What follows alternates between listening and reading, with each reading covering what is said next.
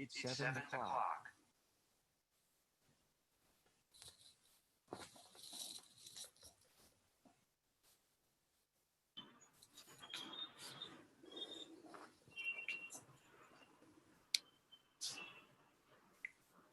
Welcome to all of y'all. Welcome to all the panelists for today, as well as welcome to all the viewers today and later. KVO Sthanapasi Mahajan Sanchalit Matushri Manibai Shivji Devji Kanya Academy Fund welcomes each one of you to this program of Tips from Champions International. This organization has stood by for more than 53 years with one single objective, one single mission to support the education of girls, the KVO girls, and at the same time to empower them for a profession. This has been the process since many years. It has been funding girl students through educational scholarships and educational loans. And the challenge of finance continues to be there. Therefore, its importance of this objective also continues to be there. However, today the challenges are varied. One of the major challenges is data overload. There is so much of information that students are not able to get proper guidance. They're not able to get proper direction to the stream that they need to pursue, which suits their abilities, aptitude, interest, and so on.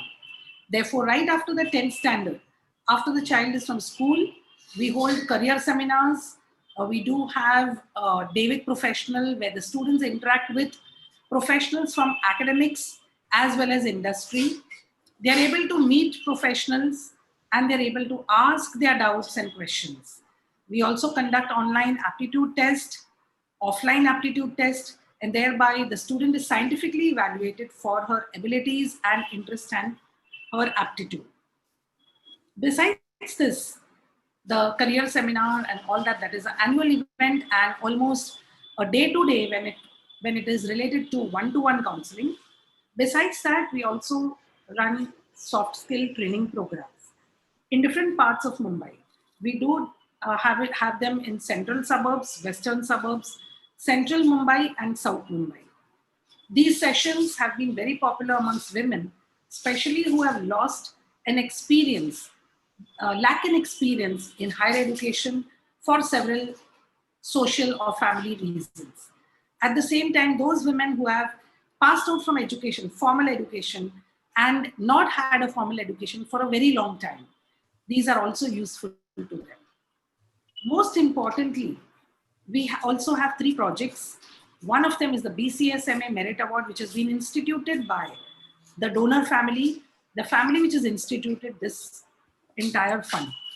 So we do have a gamut of evaluation methods where the student is evaluated for her all-round development through group assessments, through personal interviews, through online psychometric tests, through essay type questions which she writes, and many others. She is evaluated by a gamut of jury members, again, who are KVO, non-KVO, industry, and academia. The students are able to secure a merit scholarship for themselves, get recognition, and the most important, it creates a network for them amongst themselves. So it's a great learning experience, as there are many workshops, training workshops also which are conducted during this evaluation process. We also have what is called as the Srimati Kalaben Mahendrabhai Chheda Prince Parivar, which is instituted the Prince Merit Award, which is to those students who have secured admission in premier institutes and who continue to study in these institutes. So this merit scholarship supports these KVO girls.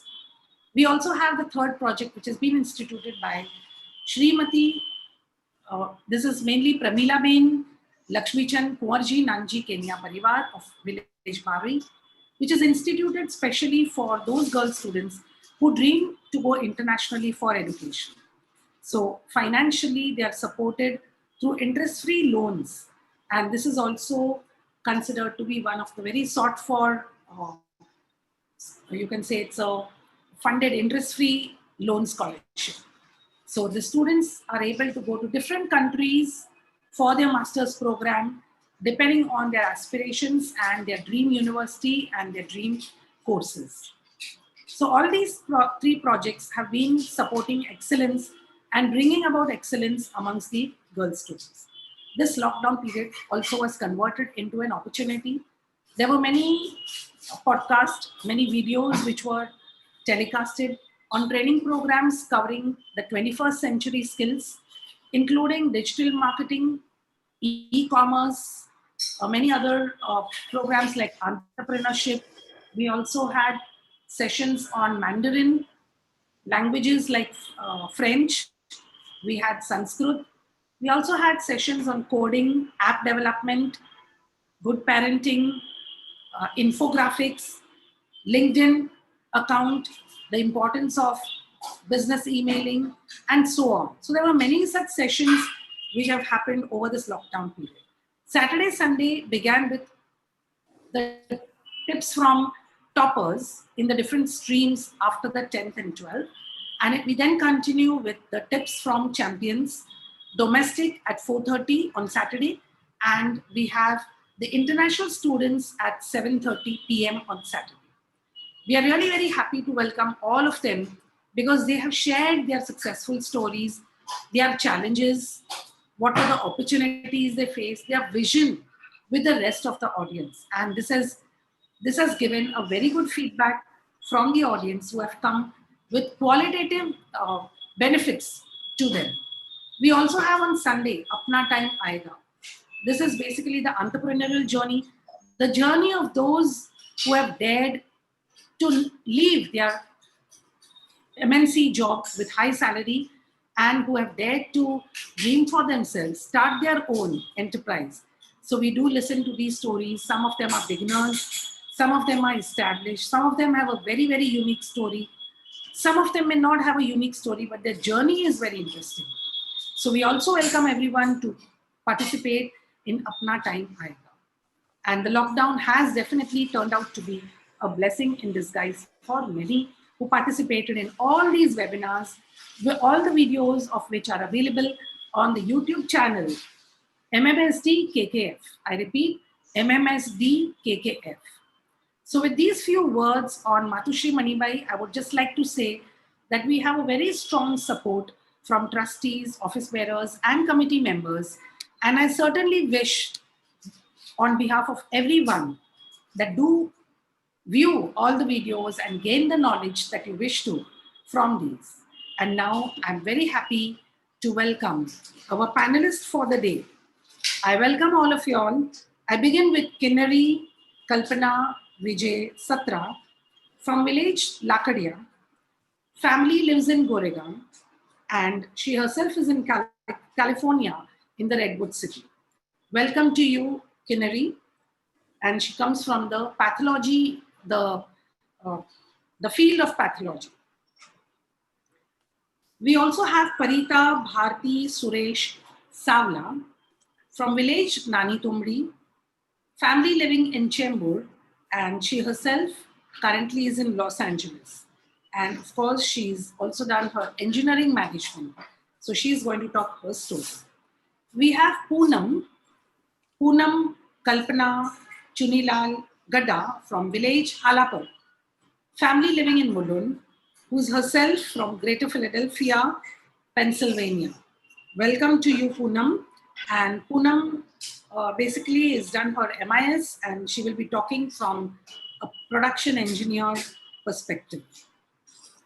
Welcome to you, Poonam. I welcome Sagar, Beena, Bipin, Vikmani from village Bada, family living in Sion, who's currently in San Francisco and who is a web designer, basically an user experience designer, and of course has done his MS in informatics. So I welcome all the four of you all and I hope you all are ready to begin. Yes, Kinnari, can we start with you? Yeah. Right. Can you all see my screen?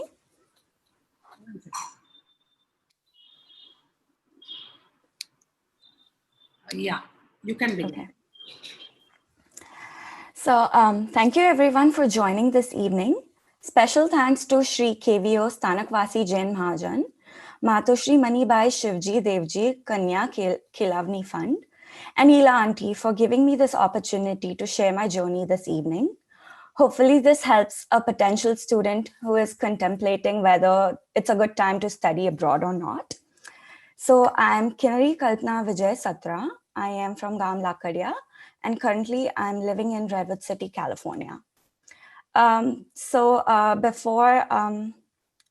I was given this opportunity, I did not read some of the texts and I didn't realize there was a time limit. So I apologize in advance, but I'll try to keep it short. This is a little bit about my family. So I come from a family of really educated individuals. Like my father holds a BCom, LLB, CA, ICWA, MBF, diploma in IFRS, and just a lot of other things, a PhD also. So my parents, a big shout out to them for every little thing they've done for my brother and I. And they are my biggest cheerleaders and motivators. And they're definitely the reason why I am right now sitting here and talking to y'all. So a little bit about my academic journey. I went to an SSC board school. Most of my family is from commerce background, so that's when I decided I'm going to go a different route. So I ended up taking science. And by 12th standard, I knew what I wanted to study, and I secured an admission into studying audiology and speech language pathology from Aliavarjung National Institute for Hearing Handicapped. And later I came to the United States and I went to University of Arkansas for medical sciences and got my master's in communication sciences and disorders. And right now I'm still in school. After a year of work, I decided to get my MBA in business. To get my master's in business and with healthcare focus. So just a little bit like what I did growing up in my free time. My family, we attended like all the KVO International Student Felicitations. This was like since grade 2 and until I left to come here to the United States. So these seminars would usually happen in like June or July. So be it rain or shine, we would always be there at Nappu Hall or Chinchpokli Mahajanwadi, wherever it would happen that year. So I remember listening to a lot of speakers and their journeys, and that always left me motivated. And I think one of my biggest motivation to study abroad was like this KVO student felicitations. I am a trained classical Bharatanatyam dancer. I started dancing since I was 5 years of age and like did not quit it. And so one thing is that one thing that was different about me was I didn't quit this like hobby like that I had started learning when I was like a child. Even though I was like not termed graceful in the like society didn't term me as a graceful dancer, I didn't care about it. Just because I enjoyed dancing, I continued and did not give it until the end. I started learning Spanish like after 12th standard, and it was just something that I had picked up as a hobby for like between that big long break between 12th standard and starting undergrad degree. There was quite some time on my hands. And I think nowadays there's so many, if you're interested in learning a language, there's so many resources out there that you can utilize. And I totally and definitely recommend Duolingo if you're interested in learning any language that you want. Spanish, German, Mandarin, Cantonese, Korean, K-dramas are really hit right now. So just go for it. I volunteered at this NGO called Make a Difference, and it was like established in 23 cities in Mumbai. So as I study like this really specific course, like audiology and speech language pathology, I'm sure there's still not so much awareness of this field. So my class was of only 24 students, unlike if you go to an engineering college where there's like, or a medical school, there are at least 60 students in your class. So I didn't have that much interaction with a lot of different people from outside. So Make a Difference really helped me with that experience. And I was just really involved into it. And this was actually my first brush with like diversity, having come from a sheltered life. So also my college was super free and would let students carry out their own research. If you're curious about it, the professors definitely encouraged us. Oh, why don't you go and just see what the results are like? Go and test it out.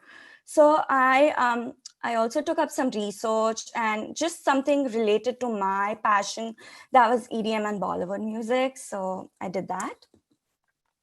So I know a lot of students are often faced with this question: should I or should I not pursue masters? Now, this could be nationally and internationally. So I would say, and they also think like, when is it a good time? Should I like collect some funds first? Should I get some more work experience, or should I not take a gap year? So I would definitely say there's no right answer.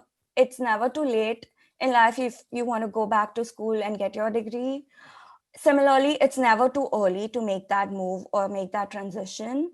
So if you're just confused about this, if whether or not you want to pursue your master's, just reach out to somebody in your field of study and just talk to them, discuss to them what's bothering you, what are your options. It's always good to talk it out with somebody you trust, your mentors, your professors. So I personally took a gap year, and in this time I was figuring out what I wanted to do with my life, what my future looked like. So during this 1 year, I was working on my applications. I was working as an audiologist and a speech language pathologist at Vadia Hospital for Children in Parel. So it kind of also gave me an insight in what the work culture in India would look like or looks like if I'm going to stay here, or, just in general, what the work culture is. So my brother, like my older brother, he took a different route. He finished his master's in India. He got married. Then him and his wife, they decided to go and study, and that's how they immigrated to Canada. So it's never late. It depends on what phase of life you're in and what you decide to do. So it's any time is a good time. So because just learning does not discriminate in ages. So one thing I would totally encourage everybody to do is apply for your transcripts as soon as you finish your degree or as soon as you enter your 4th year, regardless of whether you are going to do your master's, not do your master's nationally or internationally. It's just something you want to keep it on your hands. So will universities accept me despite my average grades?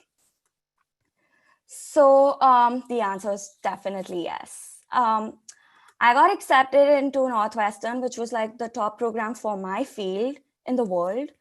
Massachusetts General Hospital Institute of Health Professions, which was a part of Harvard, and University of Arkansas, which I ended up going.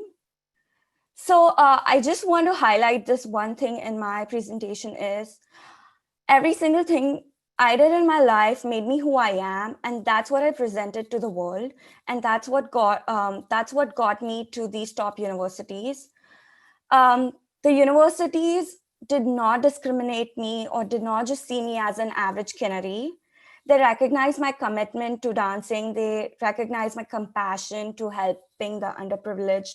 They saw my embracement of this whole new language and culture, and they definitely acknowledge my research attempts. So again, your scores don't define you. They are not going to decide your worth.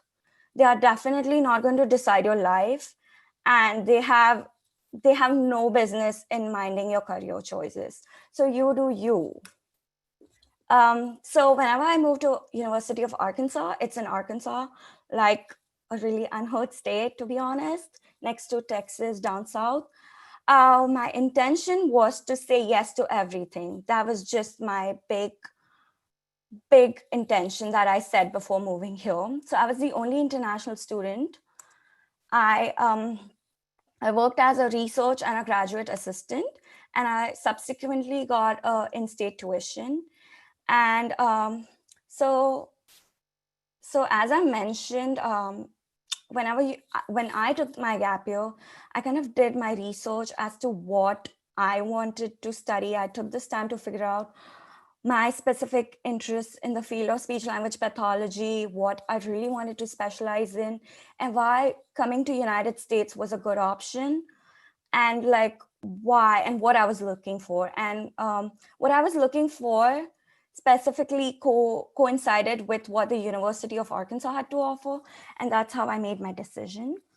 So I want to say this thing, as I mentioned, I said yes to everything. So even before I moved to United States, I got an email from the program saying they were looking for volunteers for this event. Even before knowing what the event was, I just said, yes, I'll help you guys out. And it turns out it was a really good way to meet people in a totally different state where I didn't know like any soul. Like it was just good to interact. And it turns out the person who I like organized this event, she was one of the chairs in our programs, and she appreciated my help, and she was having a hard time finding volunteers, and she really acknowledged me helping her out despite moving to this new country, not knowing anyone. And as I mentioned, she was one of the chairs in the program. She helped me out getting that research assistantship and the graduate assistantship, and I also got an in-state tuition. So my dad just one yes saved a lot of money, and it really helped me and gave me like opened a door to these different opportunities. So the professors really want you to succeed. So that is really good about studying abroad. Like it's just a different experience of learning and understanding what you're studying. I said yes to everything. I got an opportunity to become the secretary at the student body for my field. So that was a good experience. I was involved in a lot of transgender voice therapy in the community. And I don't think I would have gotten this experience anywhere else. So I took most of it. And one thing different here, or like in United States in general, is the studying culture. It's so different. And I think it really helped me a lot. And it just somehow that average student became like a really high honor student. I ended up winning I ended up winning scholarships. I was on Dean's list of honors. So it was just this like complete transition. There was not much change in my studying pattern or anything. It's just that it just worked well for me. I got to assist as a dialect coach at the community theater at a different drama for a play. So that was really cool. And I got to present my research at the national conferences and got some really good feedback on it. So all my life, I was known as Dr. and Mrs. Satra's daughter. And now the tables had turned whenever my parents visited me for graduation, and everybody was acknowledging them as my parents. Oh my God, you're Kinnari's parents. So nice to meet y'all. So I was really proud of that moment, and just, I think that was one of the fruits of labor and all the hard work I'd put in. Okay, so post-college, I'm so sorry if this is long. I promise I've come to an end. So post-college, now what? And now I'm in Northern California. I moved here for my fellowship year. I'm currently working as a medical speech language pathologist in geriatric and pediatric subacute long-term care facility. So I haven't got a break, and I'm definitely not working from home. So the pandemic's kept me busy. And I couldn't have been a part of a stronger Kutchi Kivio community. The community here is so strong and so close-knit. Like, it's just insane, that whole shift I saw. It just feels like I'm still at home and I'm still doing my MBA. I created and I'm hosting this this podcast called Made in India SLP. It's India's first dedicated podcast for audiology and speech language pathology.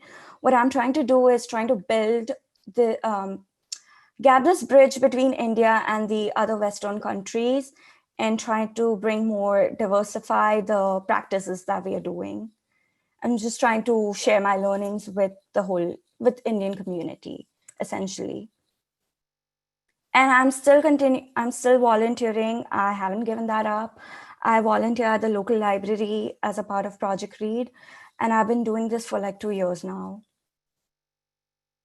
And I got to host my first student. So I'm giving back. One circle's coming to an end. Like it's a full circle now. Um, the study abroads definitely helped me and made me value everything more, and everything's more worthwhile. It changed my character and my worldview. It has shaped me into more independent and a spontaneous adult. And I would say this is not just in regards to cooking or doing laundry, but just like doing other heavy lifting stuff too. I met so many different diverse people, and they've just helped me grow so much individually. And all the rough and the smooth experiences has definitely made me more stronger mentally and emotionally. So tips for students, if you're thinking of applying abroad or if you're planning to come within the next 2 years or whenever, just when in doubt, don't hesitate to reach out. The worst thing people can do is not respond back to you or ghost you, and that's not the end of the world. Be prepared to face rejections and rough terrains. The journey for me has not always been rosy, but with the strong support from my family and friends, has made me come where I am right now. And it was honestly not pleasant to always hear or read an email that started with, "Dear Miss Satra, we regret to inform you, da da da." And then it's just like, it was not the pleasant feeling. So, always have your health insurance on you. I learned it the hard way. If you're a student traveling from India, have that travel insurance with you. If you are a student transitioning to work life and waiting for your work insurance to kick in, do not be without that insurance. Your health insurance is so must. I cannot stress this enough. It'll cost you a few hundred dollars, but don't be cheap. You'll make that money eventually. You've spent so much money, you're going to invest so much money, so just put some money in your health insurance. Give yourself 6 months to adjust in a new environment. Don't make any rash decisions. I know a lot of students have a hard time transitioning from moving from home, like away from home. Some find it easy to fit in, and some just struggle and make rash decisions where they want to come back home in the first 2 months. Don't be that person. You've been through so much. You've worked so hard on your applications. Everyone's put in so much money, time into this whole process. Give yourself that first 6 months to adjust. And you still feel like, okay, I want to go back, do that after the first 6 months. I'm sure you will not change your mind after that first 6 months, but just the first 2 months, let it pass. Don't make any hasty judgments, and always be kind, because small acts of kindness go a long way. And I have just experienced this personally. If you're moving abroad, if you're even moving nationally to away from home to a different university, call your parents, send them a text if you can't call them, because they miss you and it's hard for them to adjust without you. So one text a day is not going to hurt anyone. Accept diversity in your group. Don't be that person who is just sticking to their own ethnicity. You're in a foreign country, go out there, make new friends, maintain a school work play balance, because that's so hard. It's not just academics, but also it's not just your social life. You're not just here to like travel and put pretty pictures on Instagram. At the same time, you really need to work hard in school and keep up the grades, because you're paying so much money. And that's the primary reason why you're even going to go abroad, go study elsewhere. Embrace the new culture, but at the same time, do not forget your heritage and your values. So to sum it all, I think that we are privileged to be part of this Kutchi Visa Oswal community, where higher education is encouraged, where they are readily providing financial assistance through student scholarships and loan programs, and also the KVO community is so established and settled internationally in just not just United States, but different continents also. So they are always willing to host you. They'll make sure that you get settled in. So your big concerns like finance and your stay is like mostly taken care of. So if you're thinking or even have like a slightest idea in your mind that you want to study abroad, don't disregard it. Just don't shoot it away. Don't brush it off. Give it a thought and reach out to somebody. Thank you. Sorry if it took forever.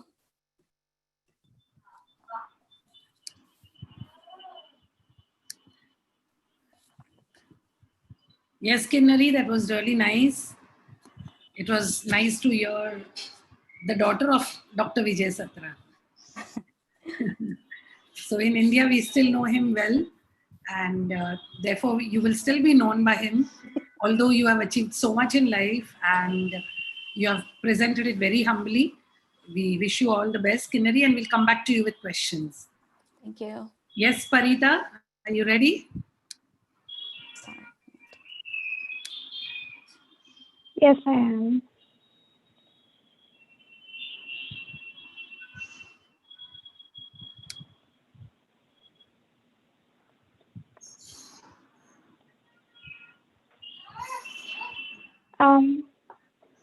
So my journey is kind of been unconventional.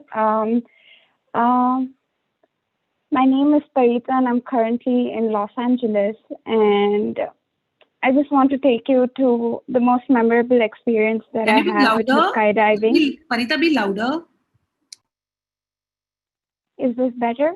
Can you hear me better now? Yeah. Okay, so I just wanted to take you through, I feel my career trajectory was more like an unplanned skydive. And that is how, I want to show you, like, life cannot always be what you plan it to be, or you may not even genuinely have plans, right? So I'll just go through my journey. So initially, in the year 2011, after my HSC, I was really interested in, learning about the human body and the mechanics of it, and even, medical instrumentation. So I then decided that, let me take a biomedical engineering. I did that from DJ Sangvi in Mumbai. As I was going through my 4 years of training, I kind of, figured out that, as much as intervention and, medical instrumentation has progressed, and it is something, it's something that's upcoming. I always loved preventative healthcare, where,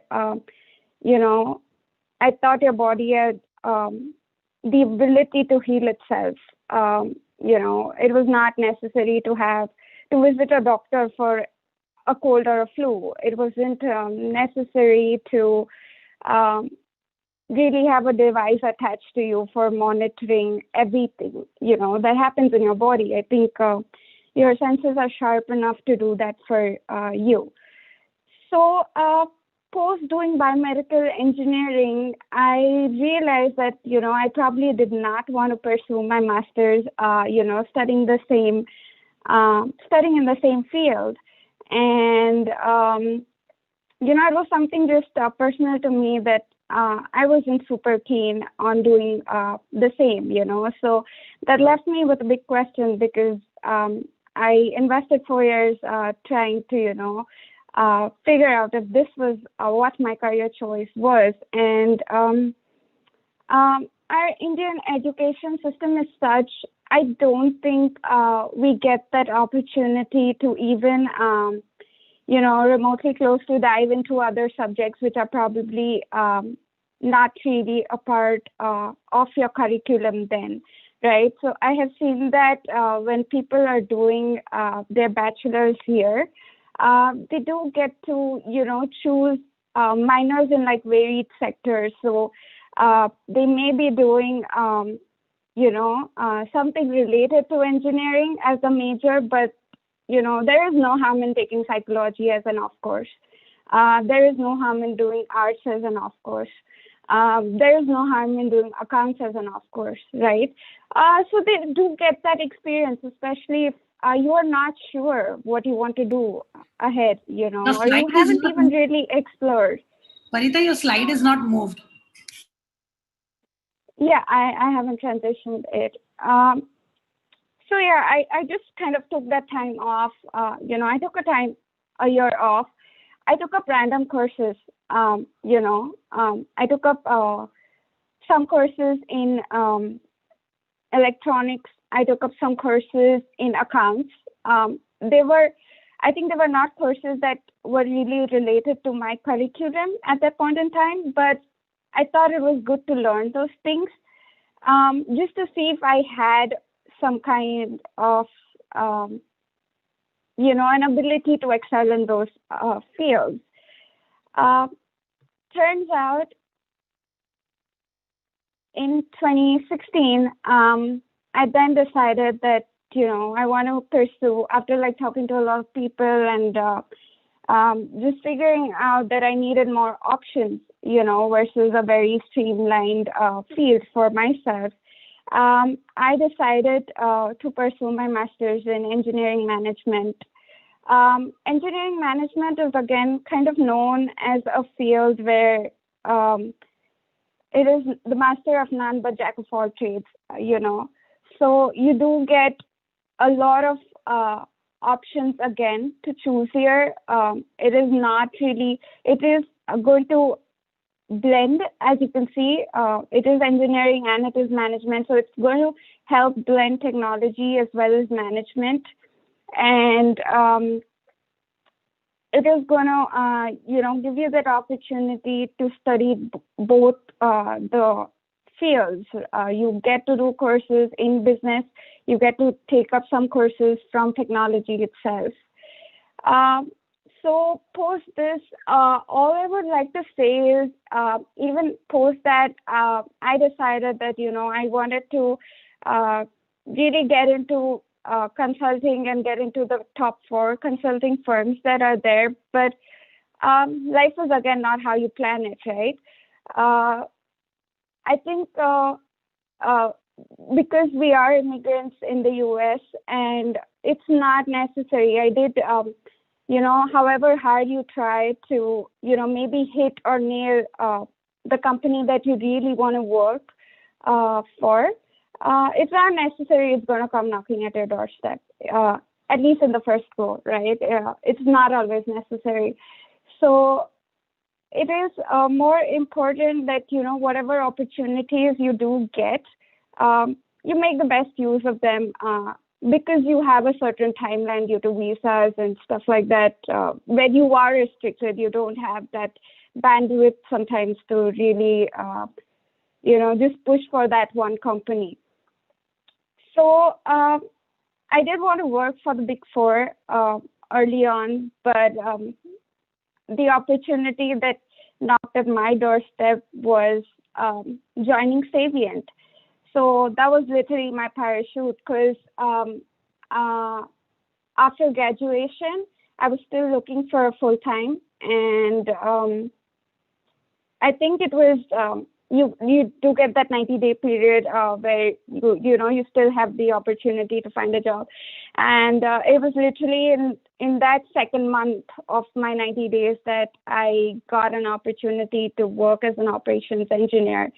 My friend was my parachute, and he recommended me, and I think their networking really helps. So you keep your profile out, and for the kind of opportunities you want. And this is something that came my way. Now again, I had a choice. I could have left it, and I could have come back to India and still opted for working for the Big Four. But I was like, nevertheless, since it's come knocking at my doorstep, why not take it? So what I want to convey here is, right, throughout my 2 years from 2018 to 2020, and, it continues, it's been an amazing experience at Savient. I do get to develop the necessary skill set that is needed for consulting, and more because Savient is a startup, and startups usually don't have defined roles. So you do get to again dive into a lot of other things that are not probably related to operations. Maybe it's QA, maybe it is product management, and you just get a handout of the entire business that is happening at Savient. So my key learnings, right, have been throughout, and which is what is really the focus of this entire journey, is that it is okay to deviate in your career path. It is okay to sometimes not know what you really want to do, or it is sometimes okay to take tuitions for subjects that are not really a part of your curriculum, or take courses that are way out of a defined path that has already been made by the education system. It is okay, right? If you still are not able to really figure out what you love or what you want to do, I think there is another way out for that, and you need to love what you do, right? Whatever comes in your way in terms of opportunities or in terms of anything, right? You need to love that. You need to give it your best shot, and still success will come knocking at your doorstep. And lastly, I would say that attitude matters. Your perception matters towards, what you deem is successful for you, what you think is not successful for you, right? So having the right attitude in life, for your career trajectory is going to be like the most important thing for you. So that's just my 2 piece for everybody here. Thank you.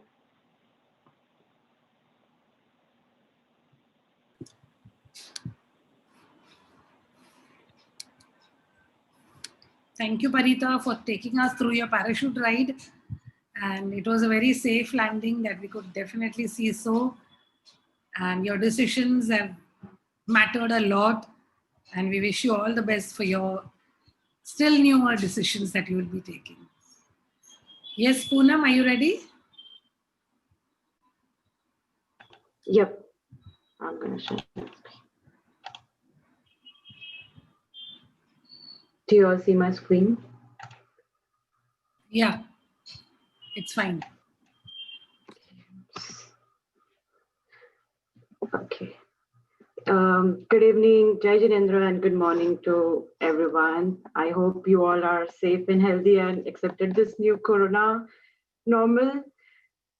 First of all, thank you, KVO Samaj, Ela Bain, the Keravi Mandal for giving me this stage, giving me these opportunities to present my journey.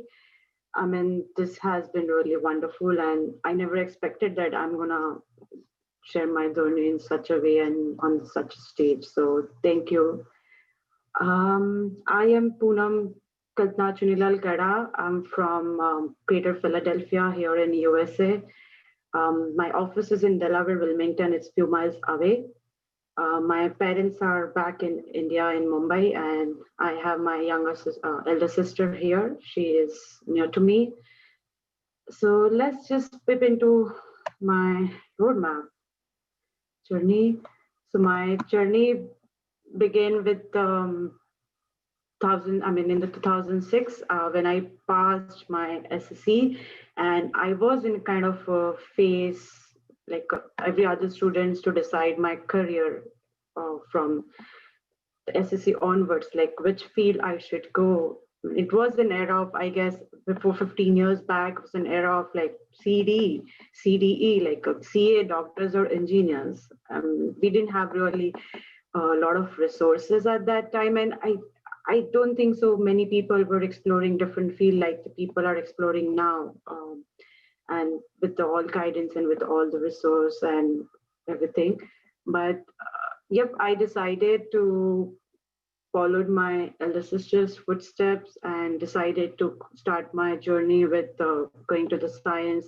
Was preparing for my entrances, for my engineering entrances, because I already thought of doing my engineering in the computer and the IT field. So in 2008, I got admitted into the Shine Anchor. I started my Bachelor of Engineering in Information Technology. I mean, I really didn't know at that time, like, okay, I was really unclear about many different things, where I want to be, where I am going, but I was just following, I would say, whatever was going around, and I decided to start my career in BIT. So I had a decent percentage in HSC and the CET. I started preparing. I mean, the first semester was a bit of difficult. It's converting all this to the like percentage, the KT concepts and all. I was just going with the flow. I guess in the third year of engineering, the placements have started. The companies started coming into the universities. I was fortunate to get my job before I even graduate.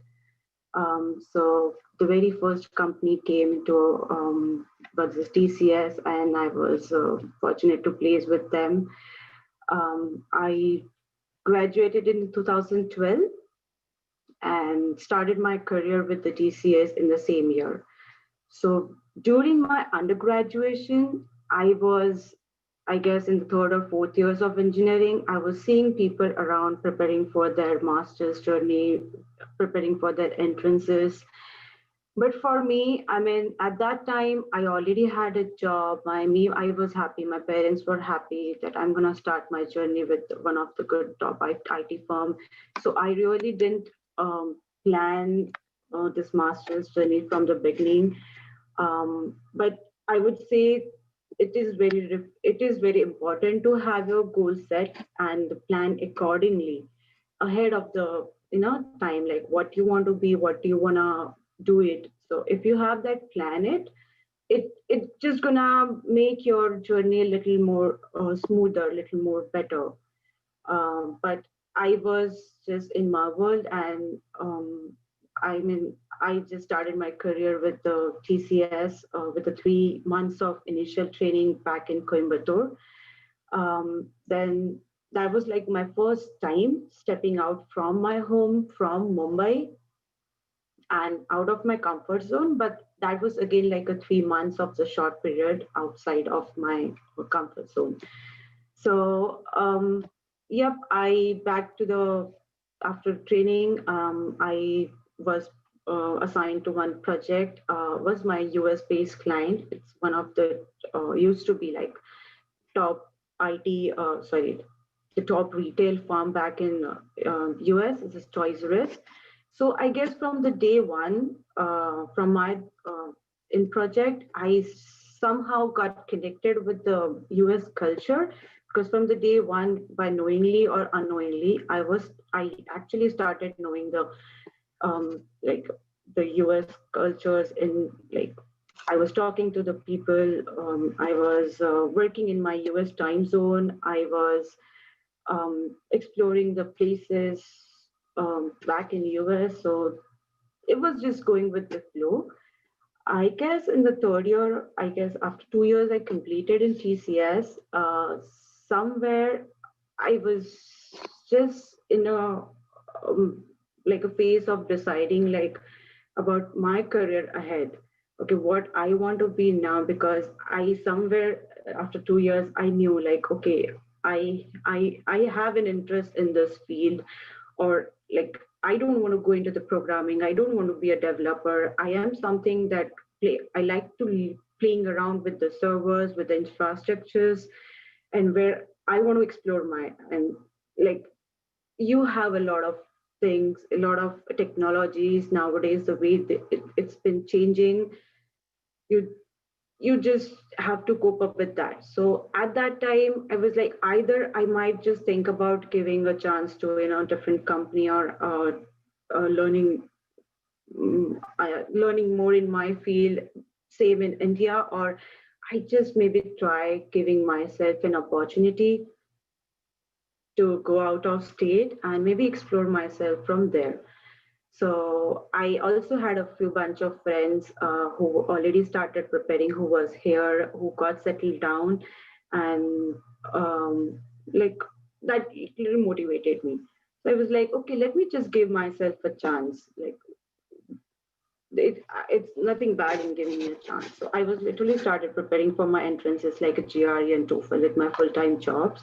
Is in the third year of my job life. So I didn't join any coaching. I started preparing with my GRE and by myself by the videos available on the YouTube. So I have a lot of material. I My friends gave me some books, share everything, all the materials and all. So I started preparing myself for the entrances. With a few months of preparation, I landed out with a, I won't say the great score, but yeah, the decent score. And then I started my all the applications journey, the visa things. I had applied to 4 to 5 universities, and I decided to go with the University of Maryland, Baltimore County. So it's in Maryland. I would again say that's not a very the known state, but yeah, I would like take the points why I chose this university and for which reason. But this is where I landed up my master's journey. I started my master's journey in 2016. I resigned TCS in July. I came here. I started from August. The day I landed, the very next day, I was seeing people around me fighting for the on-campus job, fighting for a departmental job. They already started preparing for the internship and everything. So the world was very competitive here at that time. I mean, it is still, but yeah, I mean, I thought like I am a step behind that everyone else. So, I knew my mistakes, and I'm gonna talk about that a little later. But yep, I started my graduation, and I went with all the struggles which I guess every person will be facing in their journey when they land here. I guess after a year, I started with my internship with Triple ASI. It was a startup company here. Was a small ID provider firm, and it's kind of I got a chance over there to learn. The internship will always gonna be a learning curve, so make more useful of that. Like no one will gonna question you about like a timeline or anything. It's just like a learning curve. As much as you learn, as much as you ask the questions, they will love it. I mean, they will really love it, and they will just see like how curious you are. So that's an important learning curve. Like never miss out a chance of having a good internship and doing your exploring yourself. Before the graduation, I I started applying for all the full-time jobs and all. And before the graduation, I already had 3 job offers. The one was with my current and 2 back in New York. I'm just gonna talk a little more about that later on. So yep, I was quite lucky, I guess, one from lucky person to have a secure job before I even graduated. So it was a quite smooth journey, I would say, for me from a day I landed till now, I would say. So that's just gonna be my the roadmap. Presently, I am working with the BlackRock. The BlackRock is one of the world largest asset management. It's a kind of investment firm. You can term as a shadow bank. And my current duty over here is working as a production operation engineer. So I'm just gonna explore more on this my role. So in TCS also, I was working as a system administrator. So I have always work in an environment surrounded with servers, working more from the back end rather from the front. And working my off hours, my work has always involved me a lot of criticality, the time sensitivity, because here also, like it's we literally give the services, or we literally do the day-to-day operations. We are responsible for, like, to monitor our client production environments. So a minute of delay or a few seconds of delay can lead to like a millions or billions of dollars loss. So I do have to work here sometime my off hours during my weekends. Sometime, like, we just got a call in the late night. I mean, though my offices is like a global, we have a 70 offices in 30 counties, but countries, but it's sometimes you start the work, you have to um, continue that thing, and you have to better, like, okay, what gonna be the resolution. So it's kind of a keep monitoring, keep working on the production environment, and you have to be little make sure that your environments, like your client environments, is stable all the time. So that's kind of for my pretty much right now my job responsibility. So I'm just going to talk about some challenges and some of the opportunities. The opportunities which you can use it to overcome them. It's based upon my past experience. There was a one challenge. The biggest challenge for me was the fear. Starting from the beginning, when I was doing my undergraduate, I guess when I really see my life back in past, and when I think about, okay, why didn't I start my journey little bit early? I guess I had a fear at that time. So I am actually from vernacular medium. I'm from Gujarati medium. And at that time, I was like, okay, I don't know whether I'll be able to crack my GRE, whether I'll be able to crack my TOEFL or not. I mean, it's going to be difficult. I was seeing people around me. I wasn't really not sure. But that was at that time. I moved ahead. I explored myself during my work, and I was like, okay, let me give me another chance. So fear gonna be with you every time at every stage, since from starting of your career till now. It was there when I landed here. It was like out of comfort zone, first time from my parents, from my family, to here. A day I landed, I saw like the world is very competitive. I mean, by the time you go there, you will be seeing like people have already grabbed that chance. So you have to be always ahead. But yep, just never give up. I mean, I would say just don't underestimate yourself, and just don't think like you won't be able to do it. Just give a chance at least. If something is not working out, there are solutions later on available. But at least just push yourself and give a chance. The other was by the finance. It's for everyone, I guess. That's gonna be common. I mean, this is not something of a few bucks. The master journey gonna cost you a lot. I mean, though your parents have a saving, though you have a savings, but that's not a small amount. So make sure you're managing your finance very well since from beginning. I mean, I would say I had my savings as I worked for more than 3 years. When I decided for my masters, my parents were the first one who supported me like both the ways, financially and all different ways. So it's very important to manage your finance. Like I would say, when I was started preparing for my masters, I literally didn't join any kind of consultancy. Like it literally charge you of 30 40K, and it's nothing worth. I mean, everything is like a spoon feed. So just I would say, don't worry, don't just go for that. Do your own research. Like there are so many reliable sources out there. We have a very well organized community which gives a lot of guidance.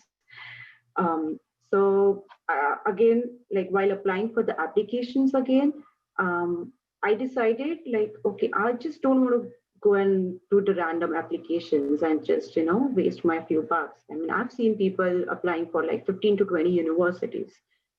I mean, I don't think so. That's just, anything makes sense. I mean, just do your research like, according to your programs, according to your score, and make sure you are wisely applying to the university. I mean, though the amount will be like a little less, but if you just total them out, it's just gonna make a bigger number. And literally, like once you land to the US, every penny gonna be important here. So do that. And even it's again depends upon everyone's priority. For me, when I was choosing my university, like I had a opportunity in Cali, in Chicago, in like Maryland. But for me, I was looking for the university which has a good, I mean, definitely the good program where I want to be. But with this, I was also looking where I can, manage my expenses. I was like, it's fine if I'm not getting any bigger city life. I am happy if I'll be in a small state, have a little less living expenses. So where my tuition fee is little less. So it's everyone's priority. That was my priority at that time. So I landed up to going to the University of Maryland because my tuition fees were like little less. I didn't have to worry about my living expenses because I knew that the on-campus job opportunity is very well there, and I'm just gonna manage my expenses, and even I manage my last semester's fees and my insurance and everything with my on-campus job. So, yep, you have to make your priority here. Even while choosing my job to BlackRock, I I had opportunities even in New York. I mean, apart from my job profile, apart from my task and roles and work, I again made my priority like, okay, Delaware is a small state, but my it's just a sales free tax. You're gonna save a lot of amount in the tax thing. You're gonna save a lot of things in the living expenses. So that is another way, like where you can like save your money. So other fear gonna be always there with the social culture and food when you just land here. It's gonna be all there. Like with the social, it's a part of your journey. You will get a little bit of disconnected to your family members, like bit of extended family, your friends. I mean, just don't worry. Just explore here. You make your friends. There will be a lot of events in the university where you will get a chance to connect with the new people. So you are here, make yourself explore to this world. The culture is gonna be changed. The language, their food habits, their festivals. I mean, you might not be only celebrating your Indian festivals. There will be you'll be celebrating Halloween, Christmas, everything. So just be flexible.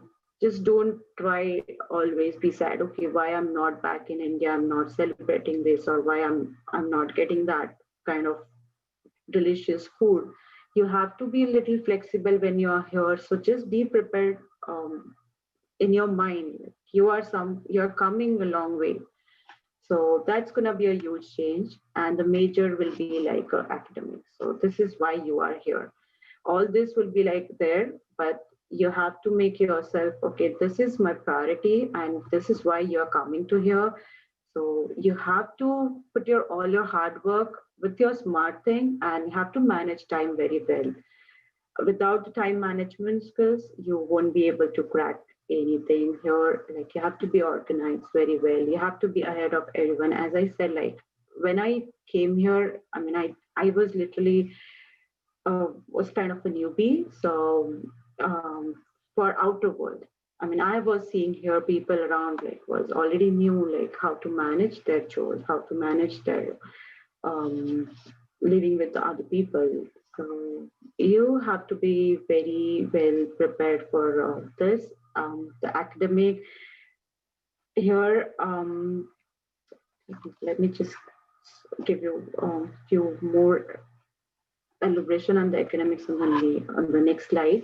So here are some takeaways which I think so I made some mistakes or I might be a step behind. So do your own thorough research when you're choosing up your university, because the things which I face it like, you know, yes, it's like a 2 years of pattern, you know. So you have your few of the subjects or you have few of the professors which which the who professor who teaches the subjects in one semester, they might not teach us in the next semester. So you have to be very well known, like, okay, which professor is good for your subjects, which you're gonna choose it. Otherwise, that seat or whatever you will be like very, you won't get a chance to register for that subject. So make sure you are doing your thorough research, okay, in advance, like which class you will be choosing or which subjects you're gonna be taking and under which professor. It really matter. I mean, this subject is gonna be offered from the different professors, but you have to be very sure, like, okay, I want Poonam, to this. may I request you to hurry up? Yep, yeah. And keep your one-pager resume ready. Make sure you are having a one-page resume in two-way, like one which will be for the internship. Once you are landed, you'll be like start applying for the jobs or applying for the internship. And don't wait yourself for the fully prepared. Like, don't wait that, okay, I need to be prepared myself and then I'm gonna start applying. No, please don't do that. I have done that mistake. Just start applying, it will automatically come in your journey. So just never stop learning and exploring during your free time, during your vacations period, during your breaks, to explore. Some pros and cons, I'm just gonna go a little fast here. So as I have worked back in India and back in the USA, so there are some kind of a cons here, which are like the work environment is really punctual. They are flexible. They really give you the appreciation, and it's a bit of healthy and safety here. The only issues here is like immigrations. Everyone knows like it's really tough here. Job security, it's one day hire, one day fire, so you have to always be on the top. So yep, that's gonna be a little bit on the work environment. The office culture is gonna be a neutral both the way. You have to just give yourself a time, and yes, don't just be in with your studies, with your job and all. Just don't forget to pamper yourself. You know, I have invested my time doing some different kind of work activities like my painting, baking, cooking. I really love hiking. I have been a part of hiking since a long time back in India. I started some gardening. So yeah, make yourself busy with some other activities. These are some of my paintings, just nice. And yes, just my information. You can reach out to me anytime. I mean, I might not be the active in the groups and all, but yeah, just directly reach out to me in any case. Thank you. Thank you, Poonam. Yeah. Okay, I'll have to stop share. Thank you, Poonam. It was a long journey. You've taken us very briefly. I know 2012 to 20 is a very long time, from school to back to school. Yes, Sagar, are you ready? Yeah. All right, let me start sharing my screen. And you'll see my desktop. Yeah. Cool. Yeah, so hi everyone, and thanks for the previous presenters to sort of take us through their journeys. I'm Sagar Rikmani, and like I think Ilan mentioned, I'm a user experience designer out here. For those of the people who sort of aren't really familiar with what UX designing actually is, it's basically sort of talking to the users of a platform or of a software, coming back with their requirements and sort of deciding and designing the actual platform of how it looks and how it's going to be working, so that you have the best experience for the users, because at the end of the day, those are the people who's gonna be bringing in the big bucks for your company, right? And I'm happy to discuss sort of in a little bit of depth about what UX designing is with any of the guys out there who's sort of interested in it. But just for the sake of time, I'm gonna sort of skim through a few pieces because I want to keep more time for Q&A. Just a quick sort of overview of how I sort of ended up in the US. I was born and brought up in Sion in Mumbai, coming from a really sort of humble beginnings. Went to SIS high school, continued to sort of go to SIS college just for the fact because it was closest to my home and they gave me sort of a full scholarship. And then I sort of decided to pursue a career in computer science back then in DJ Sangvi, because one, that was one of the more lucrative sort of options back then, and other, like, I at least at that point had sort of had this idea that I would be good at sort of computers in general.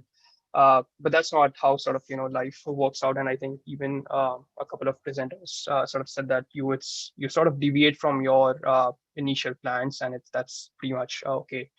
So by the sort of end of third year of my engineering, when I sort of started thinking about, okay, what is the next step that I want to be taking, I initially applied for, or at least started to sort of take coaching for MBA for a couple of months, and then decided management is not my cup of tea at all, at least not then. So I took a step back, sort of started to figure out what I wanted to do. And back then, I think extracurriculars in undergrad sort of helped me a lot, because I used to be involved with a lot of creative work back then in undergrad, like any tech committees or conferences, any sort of annual festivals. I used to be this guy sort of designing the posters and logos for any of the events. Probably not for the money, but it was just for fun and sort of prove myself that I can create sort of better logos than the crappy logos that the previous committees had created.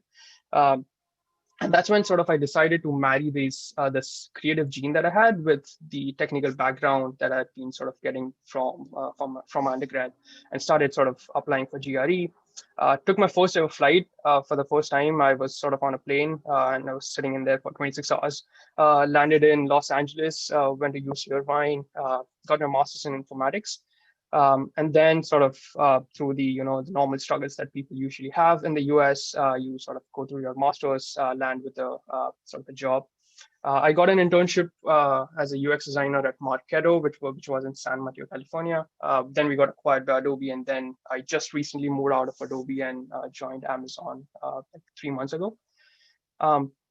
What I want to focus more on is how this journey has been, and hopefully, like, there's few takeaways from any students out there who are aspiring to come here or who sort of want to try that professional life here, or even for the parents. I believe that parents are the most nervous at this point of time.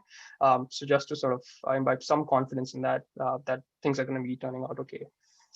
In my first sort of month out here at UC Irvine, or like just probably my second week out here, the general sort of sense I had gotten was UC Irvine might not be the right place for me if I want to be, pursuing my career as UX designing. And this was one of the quotes from a professor that I sort of went ahead and contacted, saying, okay, how do I sort of pursue this career as UX designing now that I'm here pursuing masters in informatics?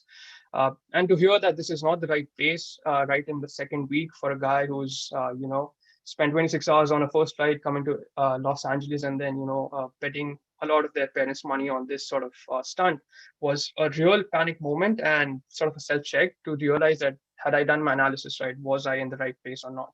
And it turns out that I wasn't the only one. There were like a few other people who wanted to do UX designing and ended up in the same major as me. So what do you do after that, right? If life gives you lemons, like they say, make lemonade out of it, you adapt and sort of improvise, right? So I charted like a plan for my own self as to how I'm going to be ending up with a UX job at the end of this.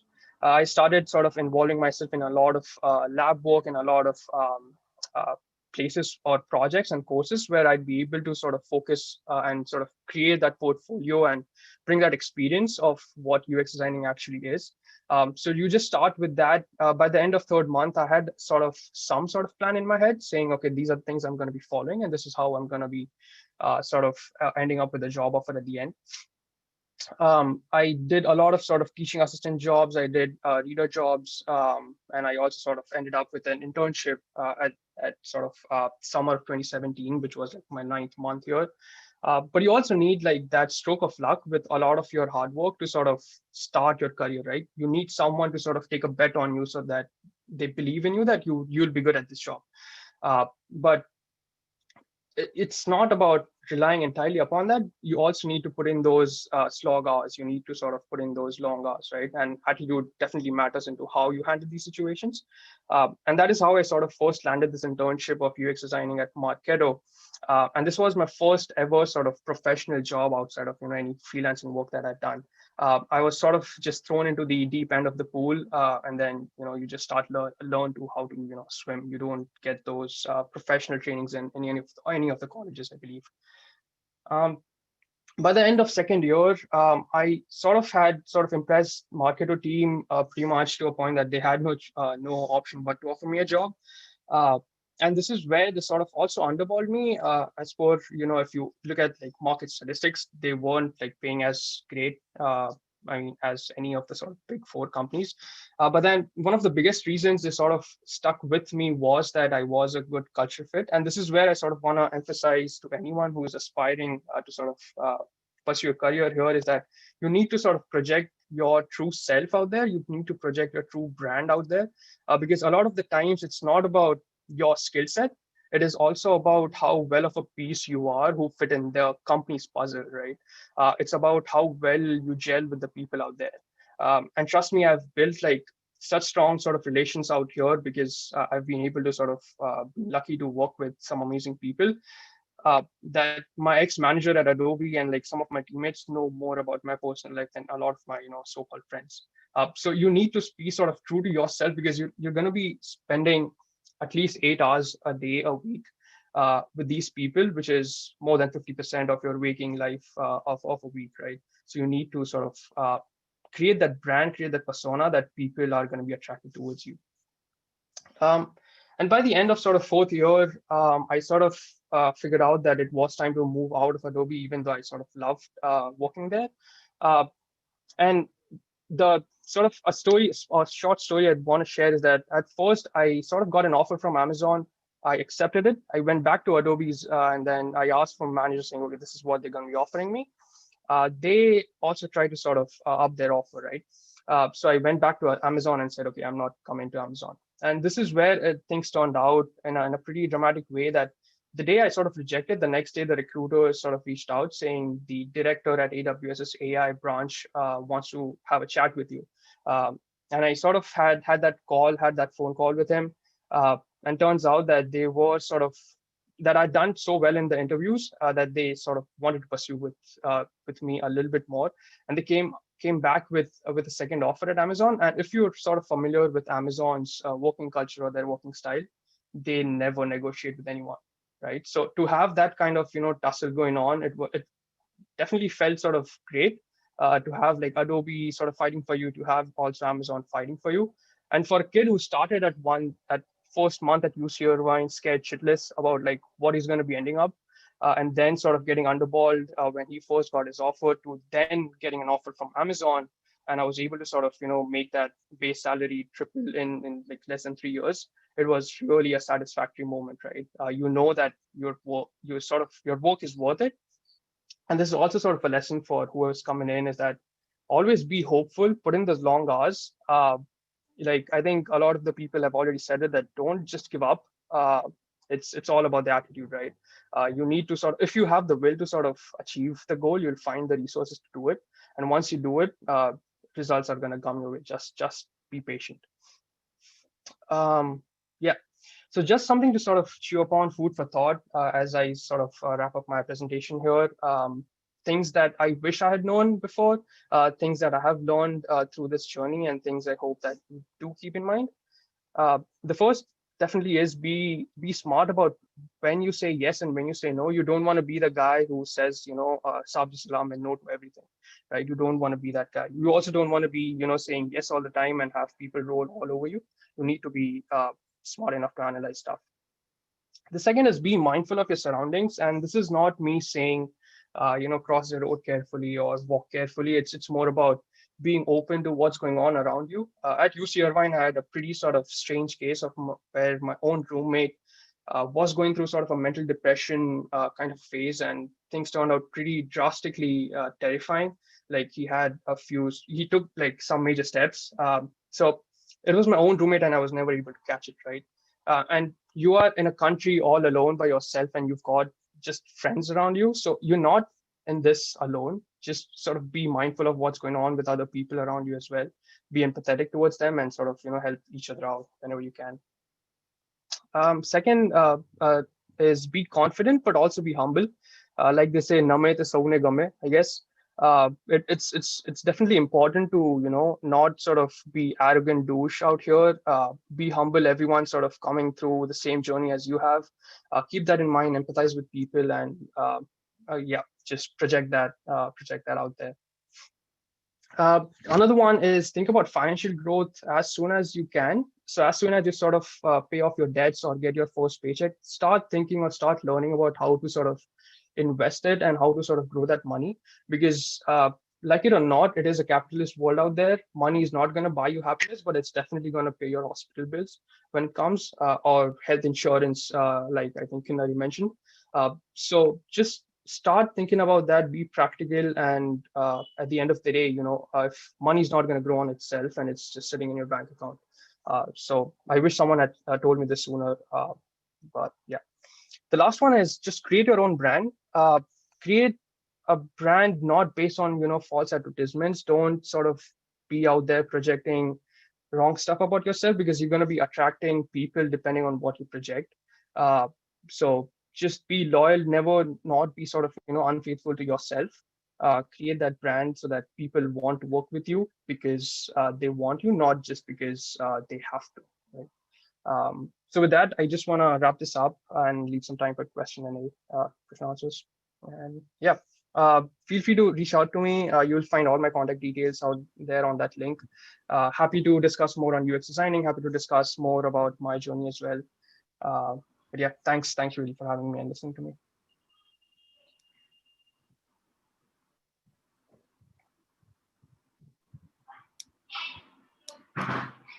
Thank you, Sagar. That was really interesting. I like the analogies that you have used and the comparisons that you made were very interesting. I have a question to all of y'all. Some of y'all have had a WorkX before you went for study. Some of y'all went directly after your graduation for your master's. What is your opinion? Because this is a constant question for everyone.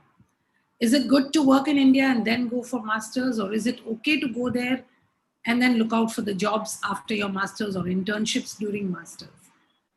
If you compare yourself with others who have gone directly, or for you who have gone after an experience, what is your opinion for this? Whichever be the field. Yes, we can begin with Sagar. Yeah, I think it's a lot situational about that. Like some people do need that funding first to sort of, have that bank balance to, come here. So a lot of people do work because not everyone is privileged enough to, have family who's rich enough to provide that money, right? So in that case, definitely it makes sense to work enough, earn a little bit and then come out here. In some fields, it does require you to have that experience as well when you first starting your career in a field. Like myself, like UX designing, definitely if I had that option of getting that experience, I would have. But that field in India is not as booming, right? So I couldn't have gotten that experience if I had started working in India. So I think it depends a lot on situation and a lot of your financial situations, a lot of your interests, and a lot on your field as well. Yeah. Anyone else who would like to add? Yeah, I mean, I have a pretty good experience back in India. So yeah, as Sagar said, it depends on the situation. But here, I mean, I would say based upon my experience, when I was applying for the job, it's really important, like the experience you're gonna get back in India. Are you gonna use the same experience when you're coming here? Are you gonna make the changes in your career? If you're gonna go with the same one, like definitely while applying for the jobs and everything, it's gonna stay with you, because you can at least show, okay, you have a past experience, and there will be like the job which will be having a minimum criteria, okay, the 2 years of experience or the 3 years of experience. So it really depends upon whether you want to change the career, you want to go with the same. And I would say that the average of 2-3 years, I mean 2.5 years of experience is really good to have if you're coming here. I also think that when you finish your undergraduate degree, you're like only 20, 21 years old. It's okay to, like, we are obviously fickle-minded at that age. It's okay to be confused, not know what you're going to do in life.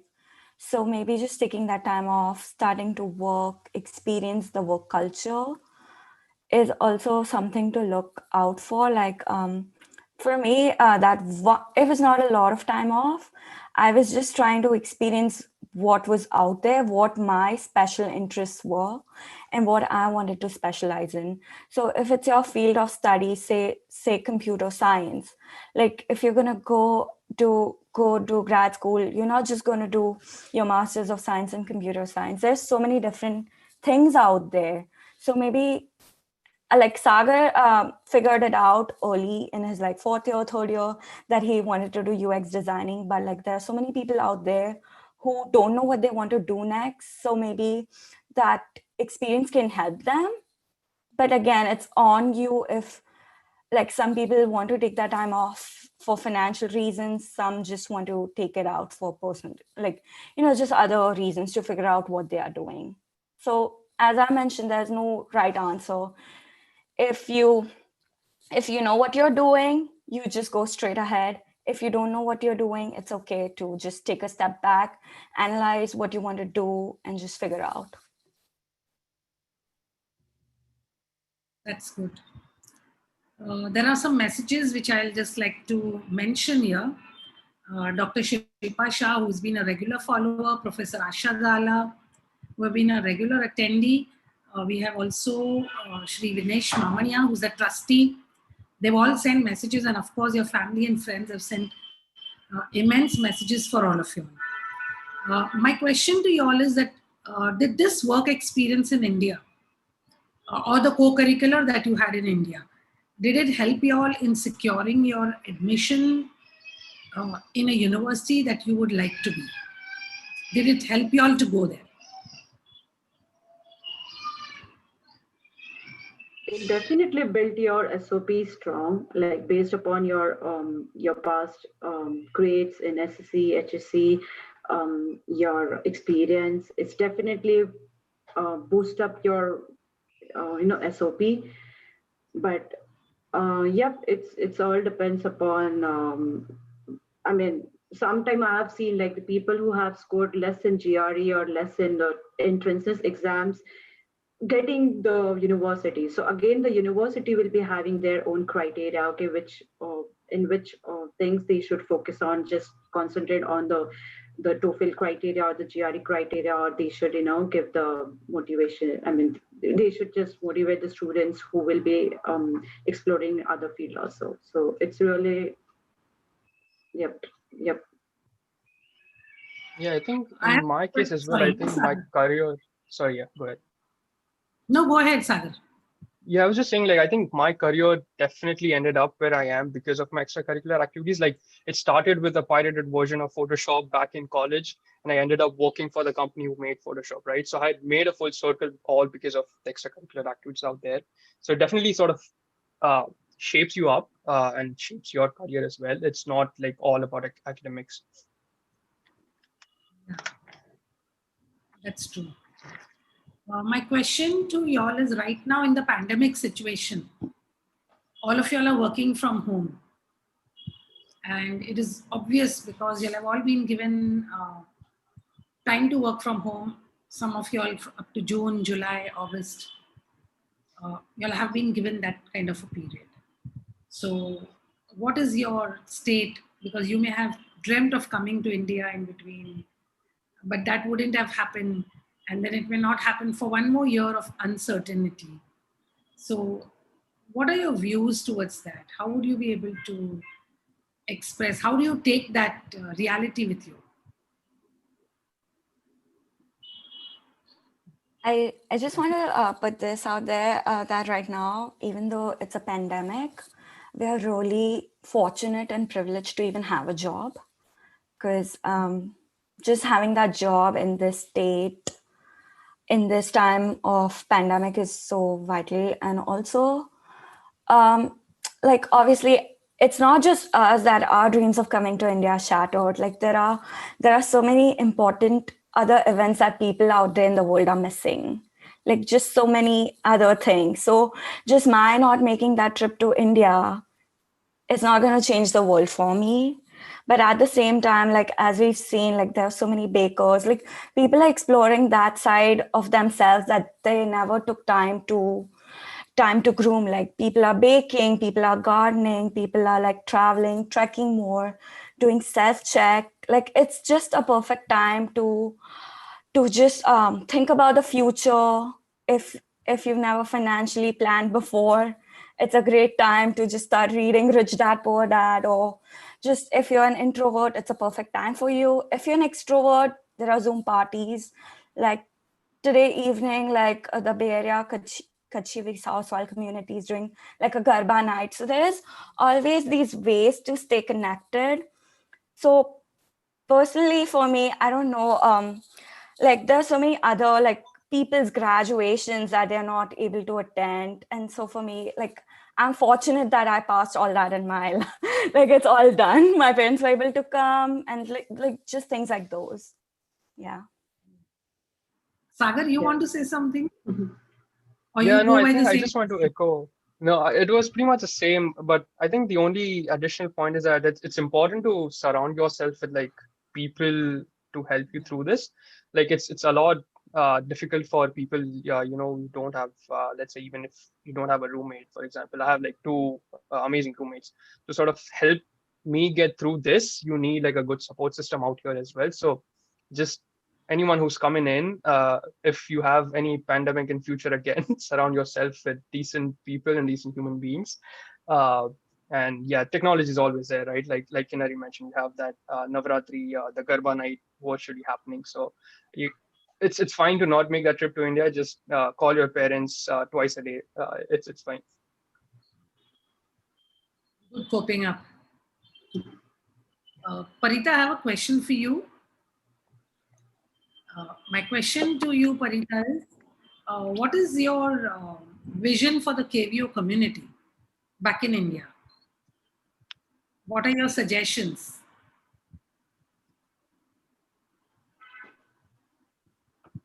I You're think on you're on mute. mute, Parita. Okay. Can you hear me now? Yeah. That's So a I question think for they're all of doing, you all. The question is for all of you all, the message that you would like to give here.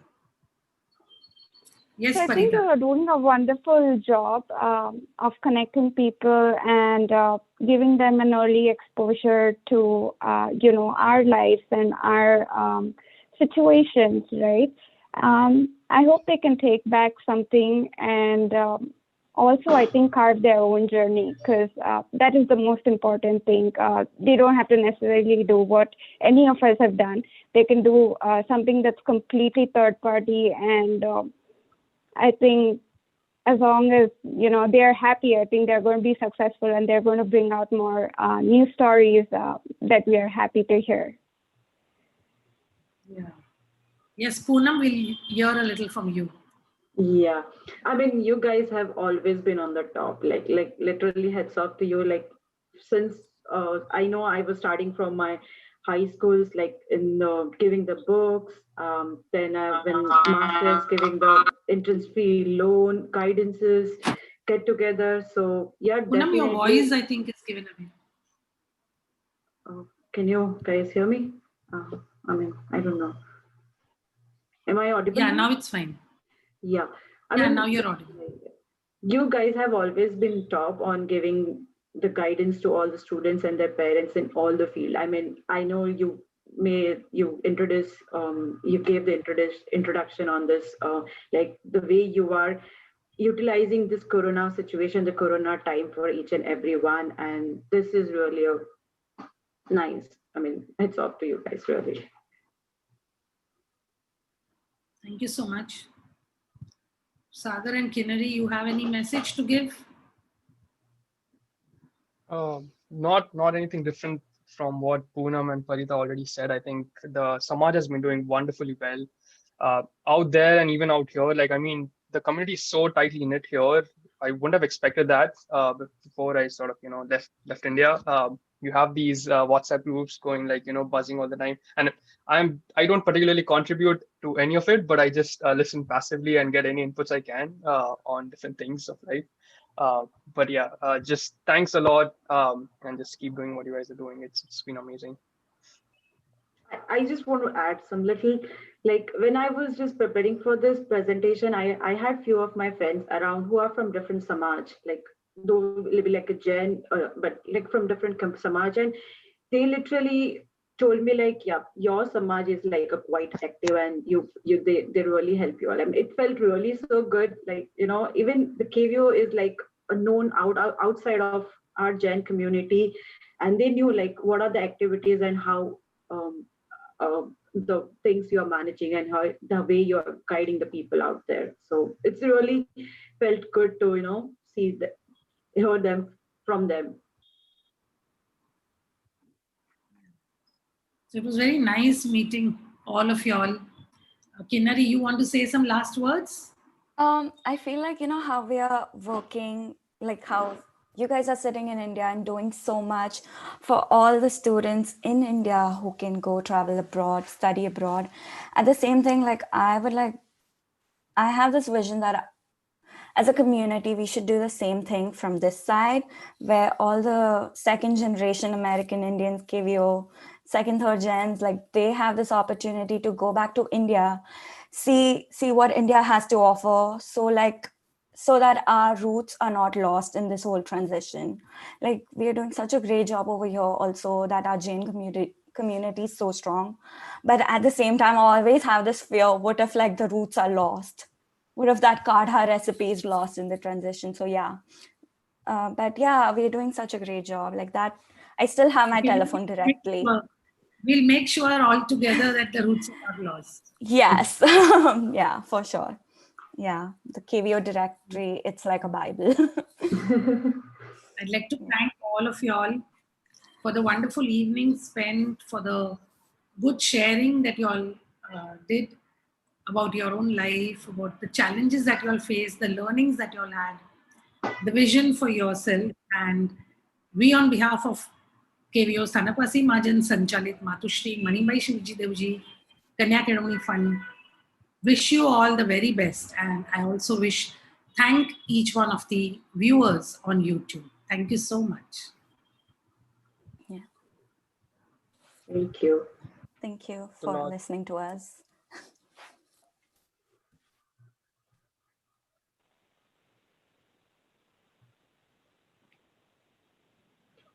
So, see you guys. Bye. See ya. Bye.